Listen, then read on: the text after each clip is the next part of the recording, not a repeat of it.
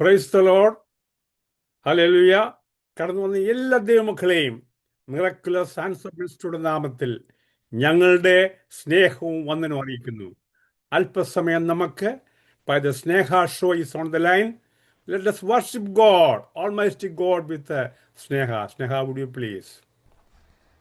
Hallelujah, hallelujah. ഒരുമിച്ച് ചേർന്ന് പാടി കർത്താവിന് നമുക്കെല്ലാം മഹത്വം കൊടുക്കാം. നമ്മുടെ വീണ്ടെടുത്ത കർത്താവിന് ദൈനംദിന കൃപകൾ തന്ന് നമ്മളെ വഴി നടത്തുന്ന നമ്മുടെ ആത്മാവനാളനെ ഹല്ലേലൂയ. ഈ ആരാധനയിൽ അധികം കൃപ നമ്മുടെ മൺകുടാരങ്ങളെ ദൈവത്തിന്റെ ആത്മാവ് പകരേണ്ടതിന് നമ്മളെ തന്നെ കർത്താവിന്റെ കരങ്ങളെ ഏൽപ്പിച്ചു കൊടുത്തുകൊണ്ട് പാടി കർത്താവിനെ നമുക്ക് മഹത്വപ്പെടുത്താം. കരങ്ങളെ അടിച്ചു പാടി കർത്താവിനെ നമുക്ക് സ്തുതിക്കാം. ഹല്ലേലൂയ.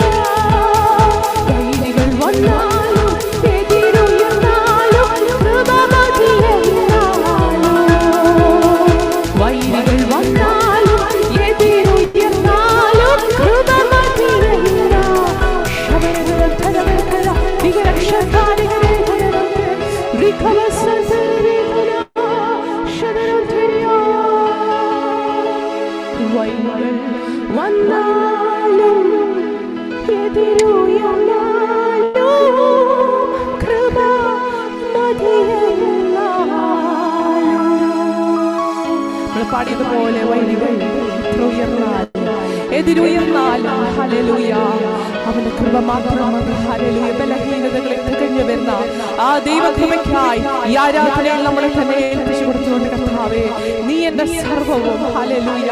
നീ എനിക്കുള്ളവൻ. ഹല്ലേലൂയ. നീ എന്റെ സർവവും എല്ലാറ്റിലും. ഹല്ലേലൂയ. ഏറ്റുപാടുവാൻ രാത്രികാലം നമ്മളെ തന്നെ ഏൽപ്പിച്ചത് കൊടുത്തുകൊണ്ട് സകലാധരങ്ങളും സ്തോത്രയാഗങ്ങളായി കർത്താവിന് നന്ദി കരേറ്റിക്കൊണ്ട് കർത്താവേ, ഇനി രാത്രിയിൽ ആരാധനയിൽ അങ്ങനെ ആത്മശക്തി അധികമായി എന്റെ മൺകൂടാരത്തിൽ കൈമാറണമേ എന്ന പ്രാർത്ഥനയോടുകൂടെ You are our everything, Lord. You are more than enough for me, Lord Jesus. നീ എന്റെ സർവം. Hallelujah. Hallelujah, hallelujah. We worship you, Father.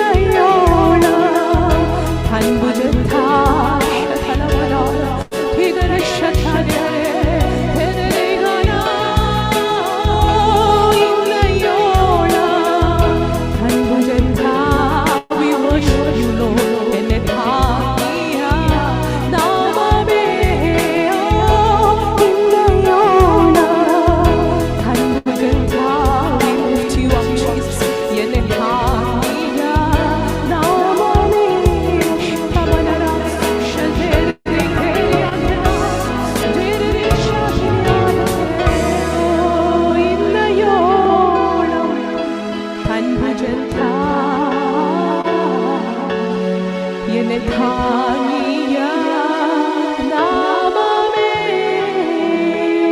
ഇന്നയോളം കണ്ടുചെന്താവി വർഷിക്കുന്നു. എന്നെ താങ്ങിയ നാമമേ. പരിശുദ്ധ കർത്താവേ, we thank you Lord for your precious protection and your guidance in our life. കർത്താവേ, ഞങ്ങൾ നന്ദി പറയുന്നു. ഞങ്ങളുടെ കർത്താവിനെ ആരാധിക്കുവാൻ, അങ്ങയുടെ നന്മകൾ ഓർത്ത് സ്തോത്രം ചെയ്യുവാൻ, കണ്ണിന്റെ കൃഷ്ണമണി പോലെ ഞങ്ങളെ പരിപാലിക്കുവാനിടയിലേക്ക് നന്ദി കർത്താവേ. ഞങ്ങളുടെ നല്ലവനായ കർത്താവിനെ ആരാധിക്കുവാൻ എല്ലാ കൃപകൾക്കും നന്ദി. സാന്നിധ്യത്തിന്റെ മറവിൽ ഞങ്ങളെ വീണ്ടും വീട്ടണം, മഹത്വം എടുക്കണം. യേശുവിന്റെ നിസ്തുല്യ നാമത്തിൽ തന്നെ. കർത്താവിന്റെ അതിപരിശുദ്ധമായ നാമം വാഴ്ത്തപ്പെടുമാറാകട്ടെ. ഇന്നത്തെ മീറ്റിംഗിലേക്ക് കടന്നു വന്നിരിക്കുന്ന എല്ലാ കർത്തൃദാസന്മാരെയും ക്രിസ്തുവിന്റെ അതുല്യമായ നാമത്തിൽ സ്നേഹവന്ദനത്തെ അറിയിക്കുകയാണ്. എല്ലാവരും ക്ഷേമമായിട്ടിരിക്കുന്നു എന്ന് വിശ്വസിക്കുന്നു.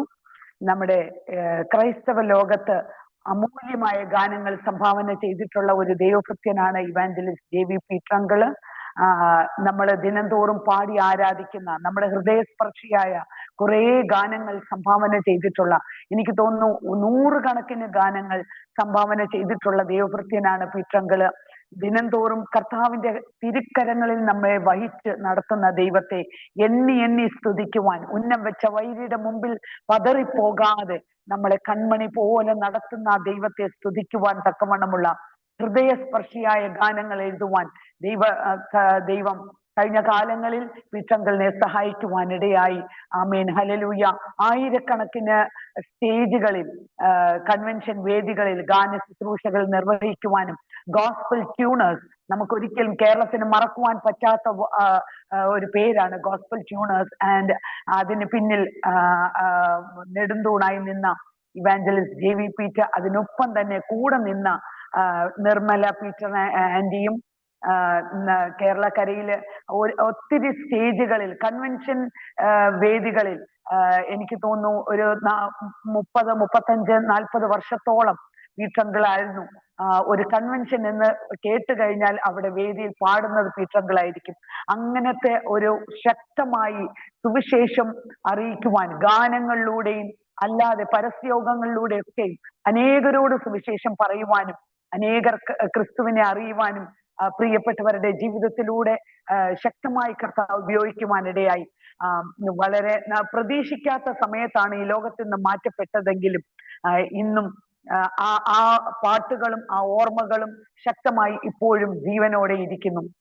പ്രിയ ആന്റി അതിനുശേഷവും അനേക ഇടങ്ങളിൽ ശുശ്രൂഷിക്കുവാനിടയായിട്ടുണ്ട്. ഇന്ന് നമ്മുടെ മധ്യത്തിലായിരിക്കുന്നത് അവരുടെ ജീവിതത്തിൽ നിന്ന് കേൾക്കുവാനും ജീവിതാനുഭവങ്ങളിലൂടെ നടത്തിയത് നമുക്ക് കേൾക്കുവാനുള്ള ഒരു സമയമാണ്. ആ അനുഭവങ്ങൾ കർത്താവ് എങ്ങനെയാണ് കഴിഞ്ഞ നാളുകളിലൊക്കെ നടത്തിയത്. ആന്റി കണ്ണൂർ സ്വദേശിയാണ്, പ്രശസ്ത ഗായകനായ സൈമന്റെ മകളാണ്. ഇന്ന് നമ്മളോട് സംസാരിക്കുമ്പോൾ ഞാൻ നിശ്ചയമായി വിശ്വസിക്കുന്നു ഇതിനകത്തുകൂടി കർത്താവിന് നമ്മളോട് സംസാരിക്കുവാനുണ്ട്. കഴിഞ്ഞ അവരുടെ ജീവിതാനുഭവങ്ങൾ കേൾക്കുവാൻ നമ്മളേവരും പ്രാർത്ഥനയോടെ ആയിരിക്കാം. സമയം ഒട്ടും പാഴാക്കാതെ പ്രിയ നിർമ്മല ആന്റിക്ക് മൈക്ക് കൈമാറുന്നു. സ്നേഹത്തോടെ ആദരവോടെ നിർമ്മല ആന്റിയെ ക്ഷണിച്ചുകൊള്ളുന്നു. ആന്റി മ്യൂട്ടാണ്.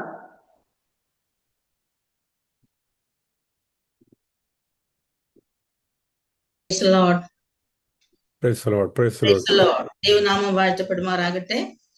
ഈ നല്ല പ്രഭാതത്തിനാണ് ഞാൻ ദൈവത്തിന് നന്ദിയോട് സ്തോത്രം ചെയ്യുന്നു. Good morning and good evening everybody. വീണ്ടും ഒരു ദിവസം കൊണ്ട് കർത്താവിന്റെ സാക്ഷി നിൽക്കുവാൻ തങ്ങൾ ദൈവനെ ബലപ്പെടുത്തി ഇന്നത്തെ ഈ മീറ്റിംഗിൽ മിറക്കിൾ ഹാൻഡ് ഓഫ് ജീസസ് എന്ന ഈ ഗ്രൂപ്പിലേക്ക് എന്നെ ഇൻവൈറ്റ് ചെയ്ത മാത്യു ഉമ്മൻ അങ്കിളിനോടുള്ള എന്റെ നന്ദി അറിയിക്കുന്നു. അതുപോലെ എന്നെ ഇൻട്രൊഡ്യൂസ് ചെയ്ത സിസ്റ്റർ ഷേർലി, ഞങ്ങൾക്ക് വളരെ വർഷം മുമ്പേ കാണാനും പരിചയപ്പെടാൻ ഇടയായിട്ടുണ്ട്. നല്ല വാക്കുകൾക്കായി നന്ദി പറയുന്നത് പോലെ അനുഗ്രഹിക്കപ്പെട്ട ഗാനശുശ്രൂഷ നിർവഹിച്ച മകൾ സ്നേഹ, ദൈവം അവളെ ധാരണമായിട്ട് അനുഗ്രഹിക്കട്ടെ. കൂടാതെ ഈ സൂം മീറ്റിംഗിൽ പല സ്ഥലങ്ങളിൽ പല ടൈം സോണിൽ ഇരുന്നു കൊണ്ട് ജോയിൻ ചെയ്തിരിക്കുന്ന എല്ലാ പാസ്റ്റേഴ്സിനും ദൈവമക്കൾക്കും എൻ്റെ ക്രിസ്തീയ വന്ദനത്തെ അറിയിക്കുന്നു. ഹല്ലേലൂയ. ദൈവത്തിന്റെ അതിപരിശുദ്ധമുള്ള നാമം വാഴ്ത്തപ്പെടുമാറാകട്ടെ. God is good all the time. All the time God is good. Hallelujah. എന്നെ കുറിച്ച് പറഞ്ഞതുപോലെ എൻ്റെ സ്വന്തം സ്ഥലം കണ്ണൂരാണ്. കണ്ണൂരിൽ വിളയംകൂട് എന്ന് പറയുന്ന സ്ഥലത്താണ് ഞാൻ ജനിച്ചു വളർത്തപ്പെട്ടത്. ഞാൻ ഒരു പെന്തക്കോസ്റ്റ് കുടുംബത്തിൽ ജനിക്കുവാൻ ദൈവം ഇടയാക്കി. എൻ്റെ മാതാപിതാക്കൾ തികഞ്ഞ ഭക്തിയോടുകൂടെ തികഞ്ഞ ദൈവവചനത്തിന്റെ അടിസ്ഥാനത്തിൽ എന്നെ വളർത്തിക്കൊണ്ടുവന്നു. ഞാൻ പെന്തക്കോസ്റ്റിന്റെ ഒരു 3rd ജനറേഷൻ ആണ്. എൻ്റെ ഗ്രാൻഡ് ഫാദർ ആദ്യകാലങ്ങളിൽ കോഴിക്കോട് IPC ചർച്ചിന്റെ ഏറ്റവും ആദ്യത്തെ പാസ്റ്റർ ആയിരുന്നു, പാസ്റ്റർ M. സൈമൺ. അങ്ങനെ എൻ്റെ ചെറുപ്പകാലത്ത് ഞാനൊരു പെന്തക്കോസ്റ്റ് കുടുംബത്തിൽ ജനിച്ചു എങ്കിൽ തന്നെയും ഞങ്ങൾ ആയിരുന്ന ആ സ്ഥലത്ത്, വിളയംകൂട് എന്ന് പറയുന്ന സ്ഥലത്ത്, കണ്ണൂരിന്റെ ഏറ്റവും അറ്റത്ത് യാതൊരുവിധമായ പെന്തക്കോസ്റ്റ് സഭകളോ, പെന്തക്കോസ്റ്റ് എന്ന് പറഞ്ഞാൽ എന്താന്ന് പോലും അറിയാത്ത ഒരു സ്ഥലമായിരുന്നു. കുറച്ച് CSI ചർച്ചും കാത്തലിക് ചർച്ചും മാത്രമേ ആ ദേശമുള്ളൂ, ബാക്കിയെല്ലാം ഹിന്ദുസ് ആണ്. അപ്പോൾ ഞങ്ങളിങ്ങനെ ഒരു ഫാമിലി മാത്രം പെന്തക്കോസ്റ്റ് അനുഭവത്തിൽ അവിടെ ജീവിക്കുമ്പോൾ എൻ്റെ ചെറുപ്പകാലത്ത് ഞങ്ങൾക്ക് പെന്തക്കോസ്റ്റ് ആരാധനയിൽ പങ്കെടുക്കുവാനോ പെന്തക്കോസ്റ്റ് ഒരു സൺഡേ സ്കൂളിൽ പോകാനോ ഒന്നും കഴിയാത്ത ഒരു സിറ്റുവേഷൻ ആയിരുന്നു. അങ്ങനെ ഇരിക്കുമ്പോൾ എൻ്റെ മാതാവും പിതാവും വളരെ ഭക്തിയോടുകൂടി വളരെ സ്ട്രിക്റ്റ് ആയിട്ട് ദൈവത്തിന്റെ വചനം ഞങ്ങളെ പഠിപ്പിച്ചു. അങ്ങനെയാണ് ചെറുപ്പത്തിൽ ഞങ്ങൾക്ക് വചനം പഠിക്കാനൊക്കെ ഇടയായിത്തീർന്നത്. അങ്ങനെ ഇരിക്കുമ്പോൾ തന്നെ ഞാൻ എൻ്റെ ഗ്രാൻഡ് ഫാദറിനെ കുറിച്ച് പറഞ്ഞല്ലോ. എൻ്റെ ഗ്രാൻഡ് ഫാദർ കോഴിക്കോട് CSI സഭാ വിഭാഗമായിരുന്ന ആ സമയത്ത് അവര് ഒരു കൂട്ടം ആൾക്കാർ അതിനകത്ത് ഉണർത്തപ്പെട്ട ഒരു പ്രെയർ ഗ്രൂപ്പ് അവിടെ ഉണ്ടായിരുന്നു. ആ പ്രെയർ ഗ്രൂപ്പിൽ അവർ ഒരുമിച്ച് കൂടി പ്രാർത്ഥിക്കുകയും ദൈവത്തിന്റെ വചനം സംസാരിക്കുകയൊക്കെ ചെയ്യും. ആ സമയത്ത് ദൈവത്തിന്റെ വചനം പറയുമ്പോൾ അവരിൽ പലരും അന്യഭാഷകൾ സംസാരിക്കുമായിരുന്നു. പക്ഷേ ഇതെന്തായി സംസാരിക്കുന്നവർക്ക് അറിഞ്ഞുകൂടായിരുന്നു ആ സമയത്ത്.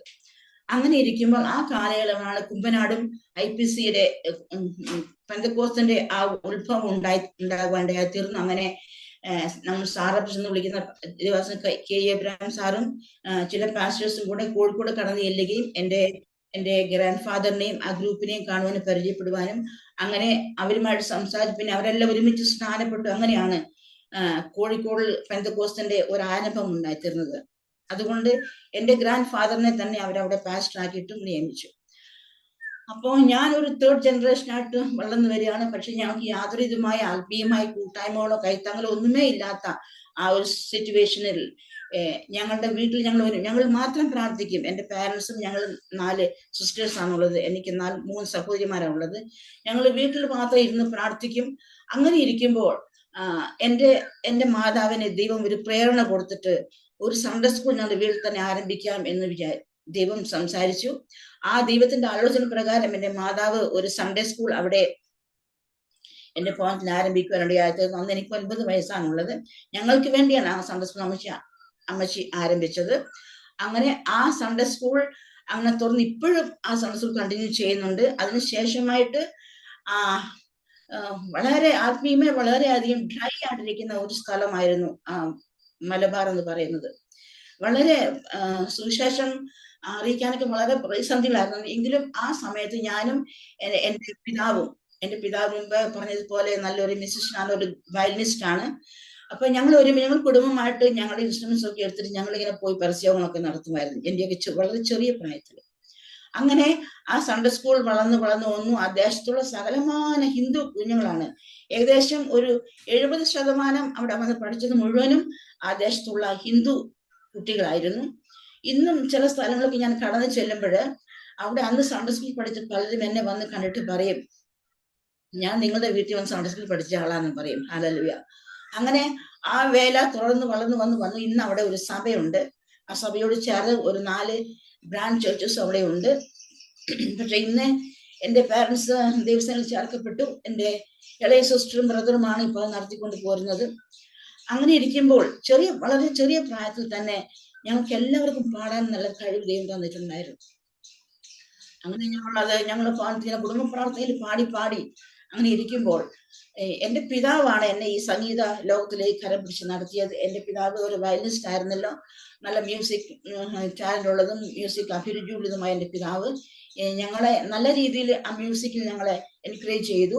അങ്ങനെ അവിടെ ലെയ്മൻസ് ഇവാഞ്ചലിക്കൽ ഫെലോഷിപ്പ് എന്ന് പറഞ്ഞൊരു ടീം അവിടെ ഉണ്ടായിരുന്നു കുറച്ചു നാൾക്ക് ശേഷം. അവരൊക്കെ CSI സഭാ വിഭാഗത്തിൽപ്പെട്ടവരൊക്കെ തന്നെയാണ്. പക്ഷെ അവരോട് ചേർന്ന് ഞങ്ങളും ആ ദേശം മുഴുവൻ കർത്താവിന്റെ വേല ചെയ്യാൻ കടന്നു പോകുമായിരുന്നു എന്റെ ടീനേജ് പ്രായത്തില്. അങ്ങനെ ഇരിക്കുമ്പം ഞാനും എന്റെ പിതാവുമായിട്ട് ഈ തിരുവിതാംകൂറിലേക്ക് കടന്നു വരാനിടയായിത്തീർന്നു. ആദ്യമായിട്ട് ഞാൻ കടന്നു വന്നത് കുമ്മനാട് കൺവെൻഷനിൽ പങ്കെടുക്കാനാണ്. ആ കാലം എന്ന് പറയുന്നത് നമ്മുടെ പെന്തക്കോസ്ത് സമൂഹത്തിൽ ഡ്രമ്മും തമ്പേറും മാത്രം, ടാമ്പറിൻ മാത്രം ഉപയോഗിച്ച് ആരാധിക്കുന്ന ഒരു കാലയളവ്. അല്ലാതെ കീബോർഡ്, ഗിറ്റാർ ഇങ്ങനെയുള്ള ഇൻസ്ട്രുമെന്റ്സ് ഒന്നും അന്ന് ഉപയോഗിക്കുമായിരുന്നില്ല. ആ ഒരു സിറ്റുവേഷനിലാണ് ഞങ്ങൾ ഈ ഇൻസ്ട്രുമെന്റ്സുമായിട്ട്, വയലിനും ഗിറ്റാറും ഒക്കെ ആയിട്ട് കടന്നു വന്നത്. അങ്ങനെ ഞങ്ങൾ അവിടെ മീറ്റിംഗ് അറ്റൻഡ് ചെയ്യാൻ വന്ന സമയത്ത് ഞങ്ങളിങ്ങനെ വന്നു എന്ന് അവർക്ക് അറിവ് കിട്ടിയപ്പോ അവര് പറഞ്ഞു, അങ്ങനെയാണെങ്കിൽ കൺവെൻഷനിൽ പാട്ട് പാടാൻ പറഞ്ഞു. അങ്ങനെയാണ് ഞാൻ ആദ്യമായിട്ട് ഈ തിരുവിതാംകൂറിൽ കുമ്മനാട് കൺവെൻഷനാണ് ആദ്യമായിട്ട് പാടിയത്. അതിനുശേഷം ജനങ്ങൾ ഞങ്ങളെ കുറിച്ച് അറിയാനും ഞങ്ങൾക്ക് ഒരുപാട് പ്രോഗ്രാം ലഭിക്കുവാൻ ഇടയായിത്തീർന്നു. അപ്പം ഒത്തിരി പേര് ഞങ്ങളെ പ്രോത്സാഹിപ്പിക്കാനുണ്ടായിരുന്നു.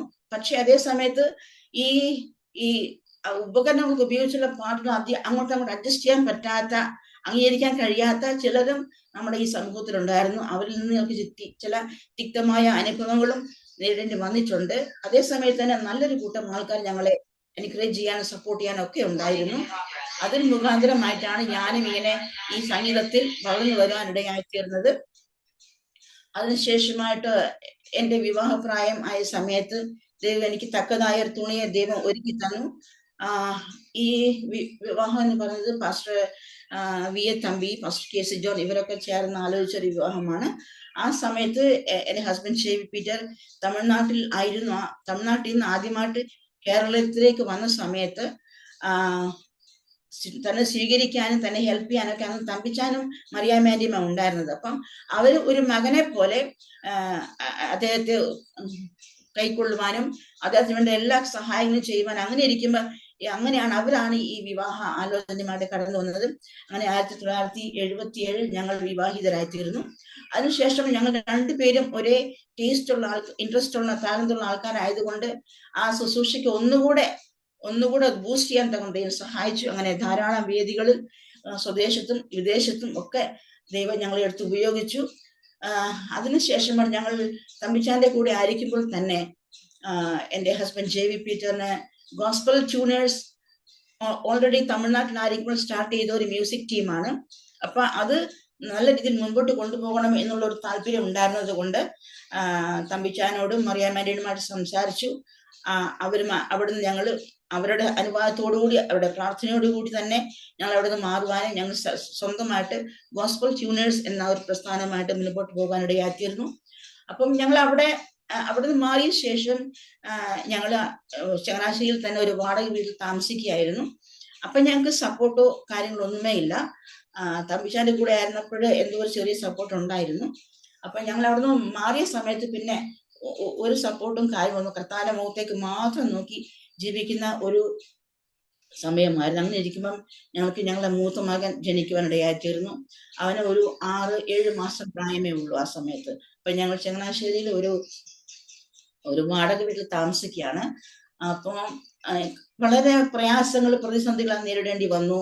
ഫിനാൻഷ്യൽ പ്രോബ്ലം കടന്നു വന്നു. ഞങ്ങൾക്ക് വാടക കൊടുക്കാനൊന്നും പറ്റുന്നില്ലായിരുന്നു തക്ക സമയത്ത്.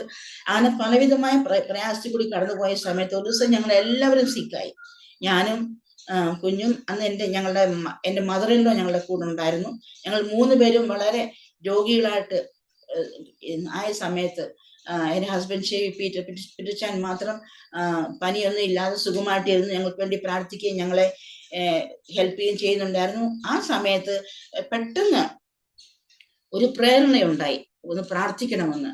അങ്ങനെ പോയി താൻ ഒരു റൂമിൽ, അവിടെ ചെറിയ റൂമിൽ ഞങ്ങൾ പ്രാർത്ഥിക്കുന്ന ഒരു മുറി ഉണ്ടായിരുന്നു. അവിടെ നിന്ന് കുറച്ചു നേരം പ്രാർത്ഥിച്ചുകൊണ്ടിരിക്കും. പെട്ടെന്ന് എന്നെ വിളിച്ചിട്ട് പറഞ്ഞു, വേഗം ഓടി വാ, എനിക്ക് ദൈവം ഒരു പാട്ട് തരുന്നു, അതൊന്ന് എഴുതണം, ഒരു പേനയും പേപ്പറും എടുത്തുകൊണ്ട് വരാൻ പറഞ്ഞു. അങ്ങനെ ആ സമയത്ത് ഞാൻ ആ പേനയും പേപ്പറും എടുത്തുകൊണ്ട് ആ റൂമിലേക്ക് പോയി. ആ സമയത്ത് വളരെയധികം ദൈവത്തിന്റെ ഇൻസ്പിറേഷനോടുകൂടി ആ പാട്ട് എഴുതാൻ തക്ക ദൈവം സഹായിച്ചു. അത് അനേകർക്ക് അനുഗ്രഹവും ആശ്വാസവുമായി ഇന്നും എല്ലാ ക്രിസ്ത്യ സമൂഹങ്ങളും ഏറ്റുപാടത്തക്കവണ്ണം ആ പാട്ടിൽ കൂടി ദൈവം ശക്തമായി ഞങ്ങളെ ഉപയോഗിച്ചു, അനേകർക്ക് ആശ്വാസമായി തന്നു.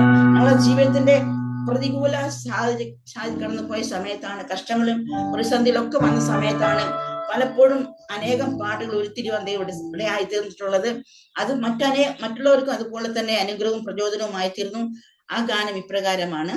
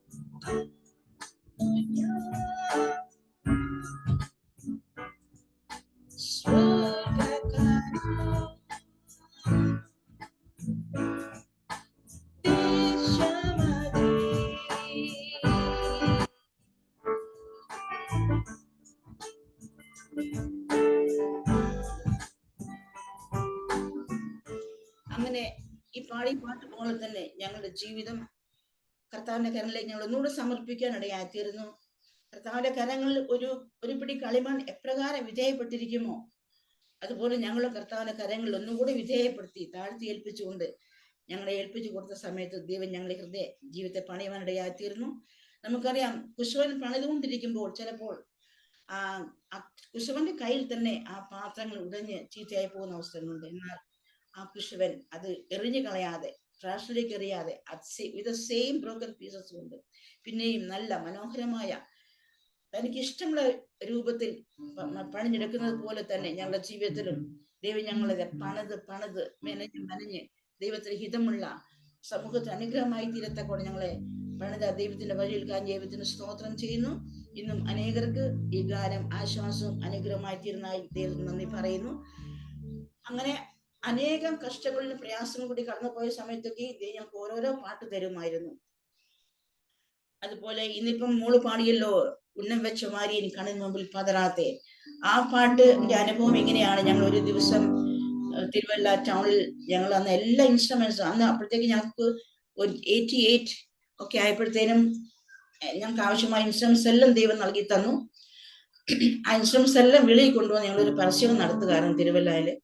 അങ്ങനെ ഇരിക്കുമ്പോൾ വളരെ അനുഗ്രഹിക്കപ്പെട്ട രീതിയിൽ ആ പരസ്യവും ഈ ധാരാളം ജനങ്ങൾ തടിച്ചുകൂടി അനേകര് പ്രാർത്ഥിക്കാനൊക്കെ കടന്നു വന്നു. അപ്പൊ അതിന്റെ ഇടയിൽ ഞങ്ങൾക്ക് ദൈവമക്കളുടെ ഇടയിൽ നിന്ന് തന്നെ ഒരു തിക്തമായ അനുഭവം ഉണ്ടായപ്പം അത് എന്റെ ഹസ്ബൻഡ് ഷെയ്പീരിനെ വളരെയധികം ഹേർട്ട് ചെയ്തു.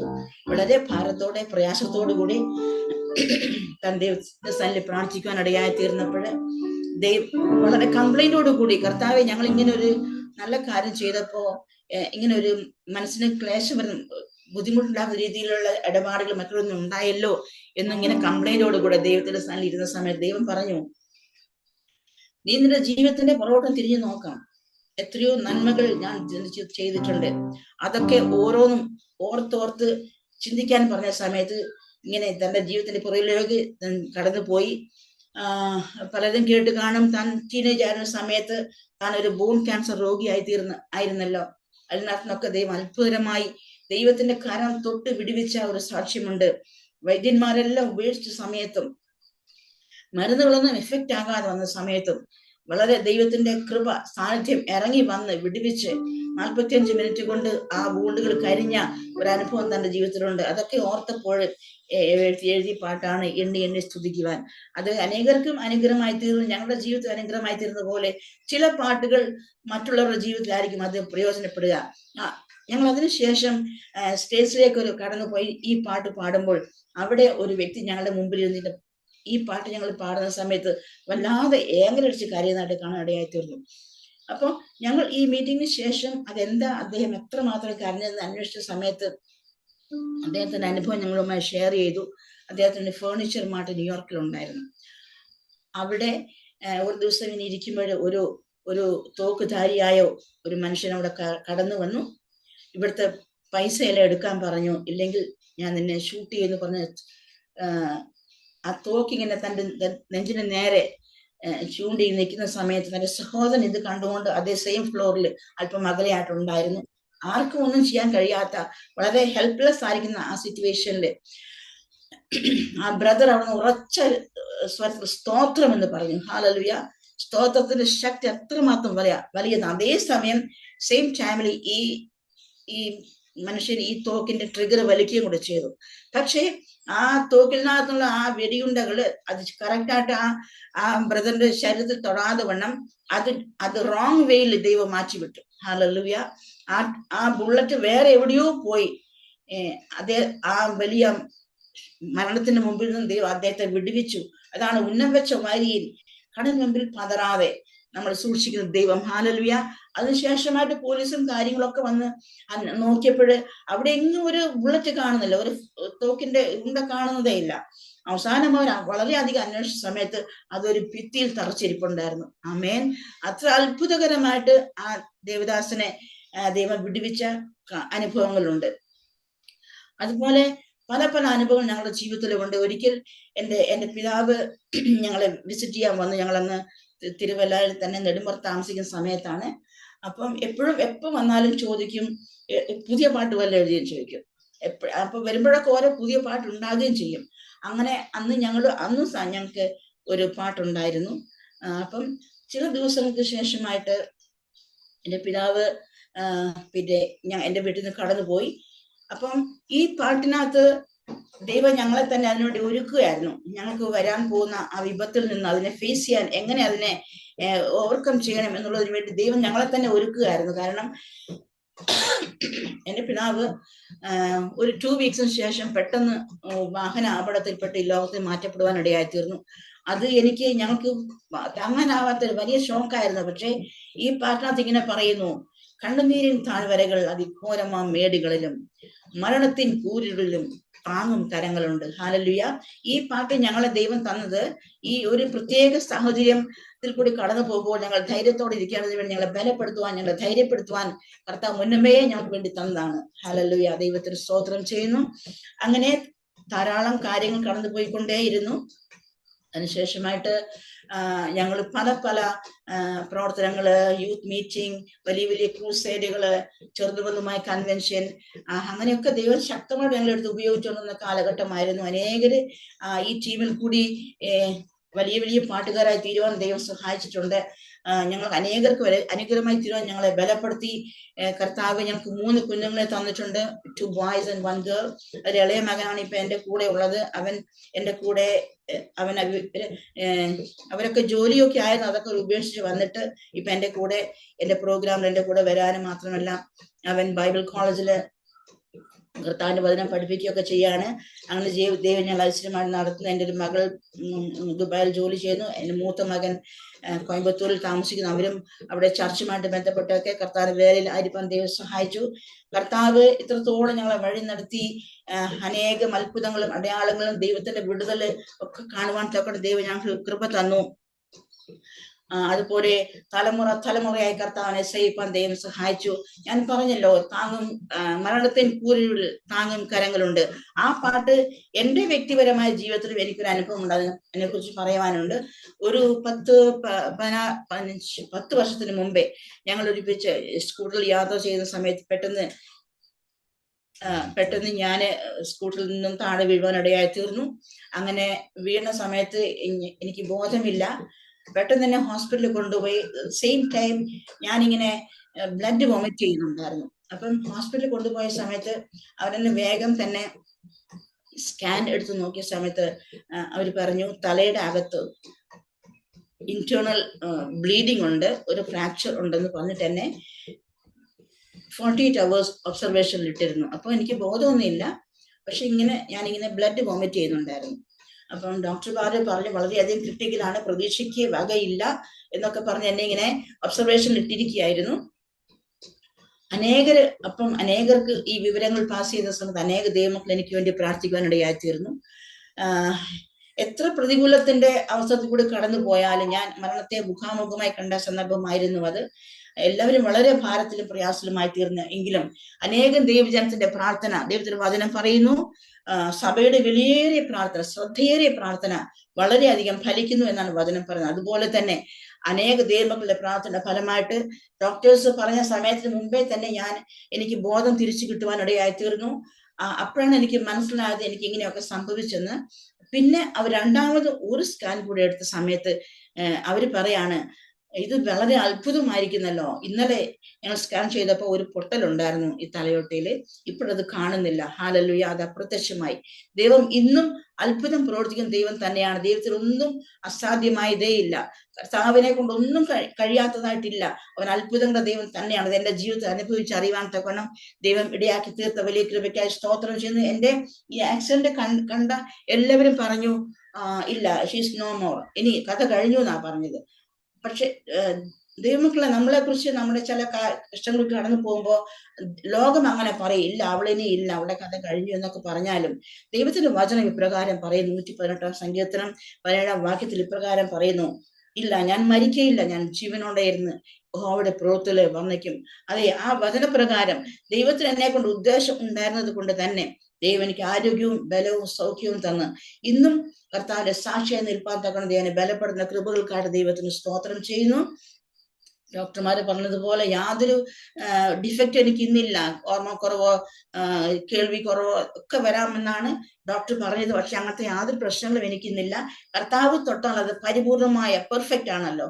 ദൈവത്തിന്റെ പ്രവൃത്തി തികവുള്ളത്. അതുകൊണ്ട് എനിക്ക് മറ്റ് യാതൊരുമായ ഫിസിക്കൽ പ്രോബ്ലംസും ഇല്ലാതെ ഇന്നും ആരോഗ്യത്തോടു കൂടി ആയിരിക്കാൻ ദൈവനെ സഹായിക്കുന്ന കൃപകളോട് ദൈവത്തിന് സ്തോത്രം ചെയ്യുന്നു. മറ്റൊരു അനുഭവം എനിക്ക് പറയാനുള്ളത്, ഈ ഗാന ശുശ്രൂഷയിൽ കൂടി ദൈവം ചെയ്യുന്ന അത്ഭുതങ്ങളാണ്. ഞങ്ങൾ ഒരു പ്രാവശ്യം തൃശ്ശൂര് പറവട്ടാനി സ്റ്റേഡിയത്തിൽ ഒരു വലിയ ആത്മയാത്ര മീറ്റിങ്ങിൽ പാടിക്കൊണ്ടിരിക്കുകയായിരുന്നു. ആ സമയത്ത് ഞങ്ങളിങ്ങനെ പാടിക്കൊണ്ടിരിക്കുമ്പോൾ അനേകർ ഈ മീറ്റിങ്ങിലേക്ക് കടന്നു വരുന്നുണ്ട്. സെയിം ടൈം ഒരു ഫാമിലി ഒരു ഓട്ടോറിക്ഷ പിടിച്ച് ആ മീറ്റിംഗ് പങ്കെടുക്കാൻ വേണ്ടി കടന്നു വന്നു. അപ്പം ഞാൻ ആ സമയത്ത് ഒരു പാട്ട് പാടിക്കൊണ്ടിരിക്കുകയായിരുന്നു. ആ പാട്ട് കേട്ടപ്പോ ആ ഓട്ടോ ഓടിച്ചു കൊണ്ടുവന്ന ആ ഡ്രൈവർ തിരിച്ചു പോകാതെ അവിടെ തന്നെ നിന്നു. മാത്രമല്ല ഫുൾ ടൈം ആ മീറ്റിംഗ് മുഴുവൻ കഴിയുന്നത് വരെ അവിടെ നിൽക്കുകയും അദ്ദേഹം അന്ന് കർത്താവിന് ഹൃദയം കൊടുക്കാനിടയായി തീർന്നു. അദ്ദേഹം വളരെ ഒരു കഷ്ടത്തിൽ കൂടി കടന്നു പോവുകയായിരുന്നു. ഇനി ജീവിക്കാൻ യാതൊരു നിവൃത്തിയില്ല. കുടുംബമായിട്ട് അവര് ആത്മഹത്യക്ക് വേണ്ടി തയ്യാറെടുത്തിരിക്കുന്ന ആ സമയത്താണ് ഇങ്ങനെ ഒരു മീറ്റിംഗിലേക്ക് കടന്നു വരാനും ഈ പാട്ട് കേൾക്കാനും ദൈവത്തിന് വചനം ശ്രദ്ധിക്കാനും അങ്ങനെ അവര് കുടുംബമായിട്ട് രക്ഷിക്കപ്പെടാൻ ദൈവം സഹായിച്ചു. ഇന്നും അവര് കുടുംബമായിട്ട് കർത്താവിന്, ഇന്ന് അവർ ഓട്ടോ ഓടിക്കുന്ന ആളല്ല, ഇന്ന് അദ്ദേഹം ഒരു സുവിശേഷകനാണ്. മാത്രമല്ല അദ്ദേഹത്തിന്റെ 3 പെൺമക്കളെയും കർത്താവിന്റെ വേലക്കാരെ കൊണ്ട് വിവാഹം കഴിപ്പിച്ച് അവരെല്ലാം ഒരു മിഷണറി ഫാമിലി ആയിട്ട് മാറാൻ ഇടയായിത്തീർന്നു. അത് ഞങ്ങളുടെ ജീവിതത്തിൽ വലിയൊരു ഇൻസ്പിറേഷൻ ദൈവം ഞങ്ങൾക്ക് തന്നിട്ടുണ്ട്. അങ്ങനെ എത്രയോ അനുഭവങ്ങൾ ഇനിയും പറയുവാനുണ്ട്. അതുപോലെ ദൈവം ഞങ്ങളെ ശക്തമായി ഇത്രത്തോളം ഉപയോഗിച്ച അതിന്റെ വലിയ കൃപയ്ക്കായ ദൈവത്തിന് സ്തോത്രം ചെയ്യുന്നു. ആ പാട്ട് ഇങ്ങനെയായിരുന്നു: യേശുവില്ലാത്ത ജീവിത പടക് ഇരമ്പും ആഴിയിൽ മുങ്ങും, കര തേടി അലയും നൗകയാ നിന്നെ തേടി വരുന്നവൻ പിൻപേ. അതായിരുന്നു ആ പാട്ട്. ആ പാട്ടാണ് അദ്ദേഹത്തെ ആകർഷിച്ചത്.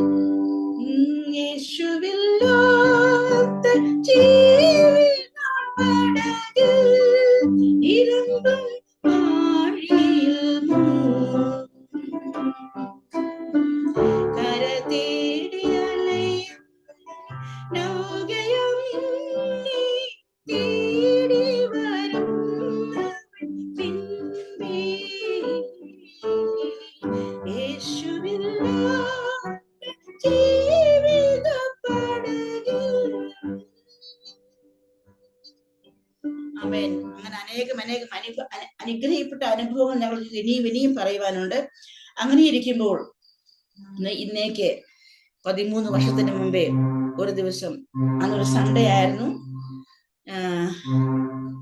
2012 ഓഗസ്റ്റ് മാസം 19-ാം തീയതി.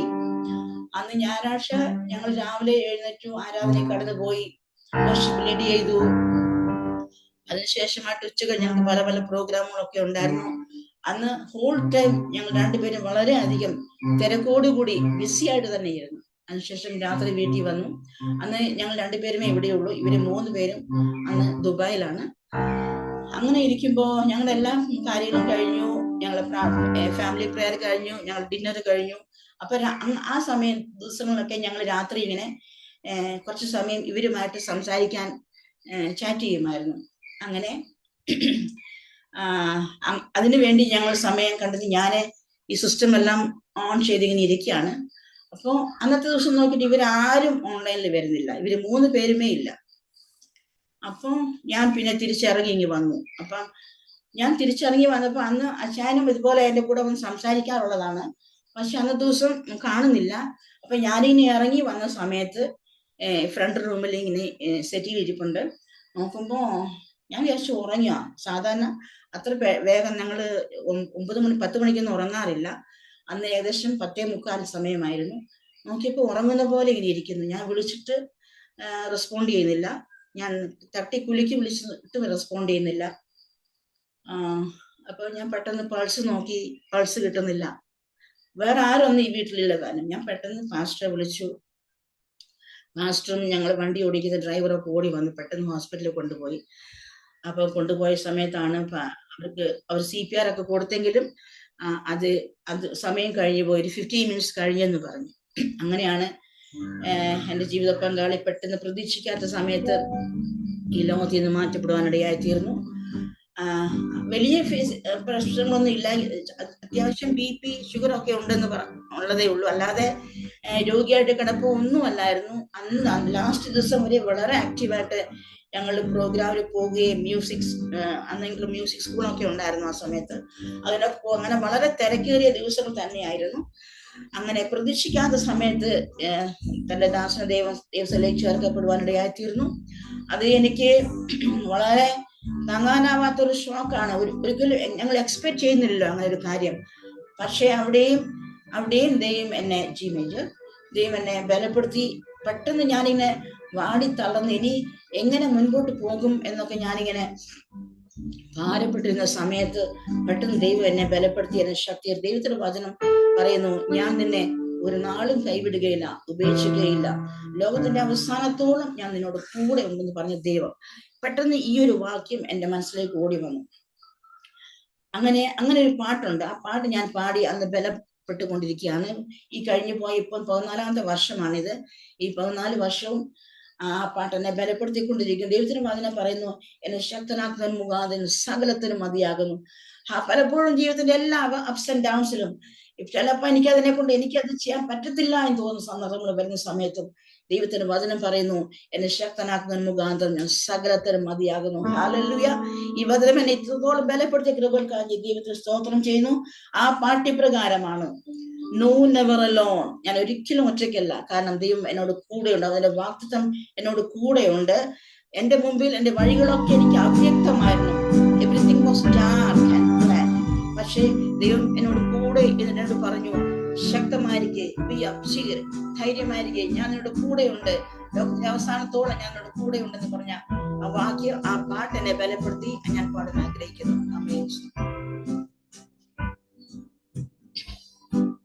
Stars are seen before me, hidden dangers near still my Savior, whispering be of cheer. Steps unseen before me, hidden dangers near. Here still my Savior, He will not leave me alone. No, never alone. Never alone. He promised never to leave me, never to leave me alone. No, never alone. Never alone. Promise never to leave me, never to leave me alone. Joys like birds on springtime to my heart have flown, singing all so sweet. I will not leave you alone. No, never alone. No, never alone. He promised never to leave me, never to leave me alone. No, never alone. Never alone. He promised never to leave me, never to leave me alone.